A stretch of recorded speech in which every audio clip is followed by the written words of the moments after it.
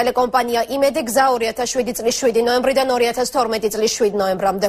კანონიერი მესაკუთრისთვის დაბრუნებული ტელევიზიის ძველი თანამშრომლები, მედია ექსპერტები და პოლიტიკოსები დღეს საღამოს ერთად გაიხსენებენ. რა მოხდა 5 წლის წინ ამ დღეს? როგორ დაარბიეს იმედი და რა გავლენა მოახდინა ამ ფაქტმა მომდევნო წლებზე? საღამოს 10-ზე არხზე პოლიტიკური თოქ-შოუ გავაღია ეთერს, რომელსაც ეკა ხოფერია, დიანა ტრაპაიძე და თია სიჭინავა წაიყვანენ. მეცხრე არხისა და მაესტროს ეთერითაც იხილავთ. მთელი დღის განმავლობაში ტელეკომპანია იმედში ჩვენი კორესპონდენტი გურამ როგავა მუშაობს და გადაცემისთვის მზადების პროცესს ადევნებს თვალს. მან უკვე მოახერხა თოქ-შოუს წამყვანების ჩაწერაც. გურამ, რა შეკითხვები ექნებათ წამყვანებს დღევანდელ სტუმრებთან? ჩვენ გადაცემის დაწყებამდე ვესაუბრეთ თოქ-შოუს წამყვანებს ეკა ხოფერიას, დიანა ტრაპაიძეს და თეა სიჭინავას.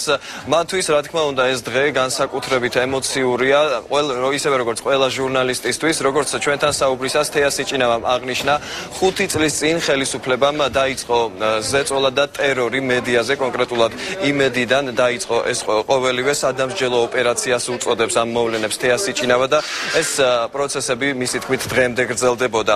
რატომ დაისაჯა მხოლოდ იმედი, რატომ დაიწყო სადამსჯელო ოპერაცია იმედით? ამ შეკითხვაზე სამართლებრივ პასუხს ელოდება კიდევ ერთი თანამშრომელი იმედისა, ყოფილი თანამშრომელი დიანა ტრაპაიძე, რომელსაც ასევე აქვს სარჩელი შეტანილი სტრასბურგის ადამიანის უფლებათა ევროპულ სასამართლოში 7 ნოემბრის მოვლენებთან დაკავშირებით ის საქართველოს ხელისუფლებას უჩივის. ის რომ იმედი იქნება მომავალში ობიექტური და ასევე რეიტინგული ეჭვი-არეპარება, ამაში ეკა ხოფერიას იმედის კიდევ ერთ ყოფილ თანამშრომელს. ჩვენ შეგვიძლია ახლა მათი კომენტარები მოვისმინოთ. ეს 5 წელი სადამსჯელო ღონისძიება ტარდებოდა.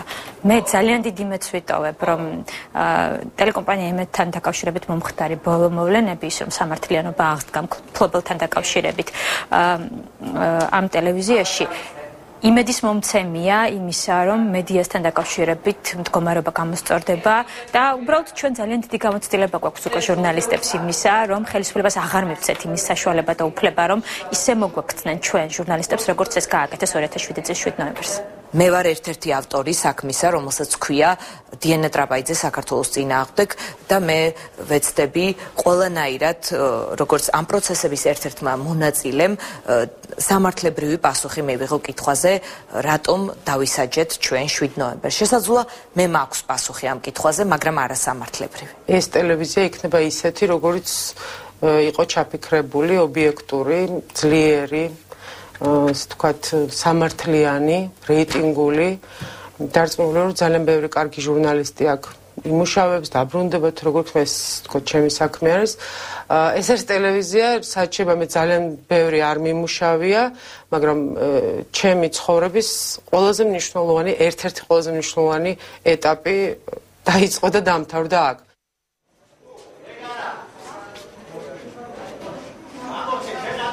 რა გზებით შეიძლებოდა უარყოფითი მოვლენების თავიდან აცილება და რა უნდა გაკეთდეს იმისთვის, რომ მომავალში აღარ მოხდეს 7 ნოემბერი. 7 ნოემბრის შედეგებზე სწორედ დღეს აქ ამ სტუდიაში იმსჯელებენ დაახლოებით 4 საათში მოწვეული სტუმრები იქნებიან ჟურნალისტები, მედია ექსპერტები, პოლიტიკოსები, ასევე პოლიტიკური მიმომხილველები. ისინი განიხილავენ ზოგადად 5 წლის წინ განვითარებულ მოვლენებს, როცა აქ სწორედ ამ სტუდიაში, ისევე როგორც დანარჩენ შენობაში შემოიჭრა სპეცრაზმი, შემდეგ მოგვიანებით ტელეკომპანია იმედი ჩამოერთვა მფლობელს და ამის შემდეგ უკვე ტელეკომპანია იცვლის პოლიტიკას, სარედაქციო პოლიტიკას, თუმცა როგორც ახალი გუნდი ტელეკომპანიის აქ გვპირდება, დაახლოებით 1 თვეში დაკომპლექტდება ჟურნალისტებით და ახალი თანამშრომლებით შემადგენლობა ტელევიზიისა და დაიწყება ახალი ერა ტელეკომპანია იმედის მომავალში და რა თქმა უნდა დაიწყება ეს ყოველივე ახალი განახლებული ძალებით.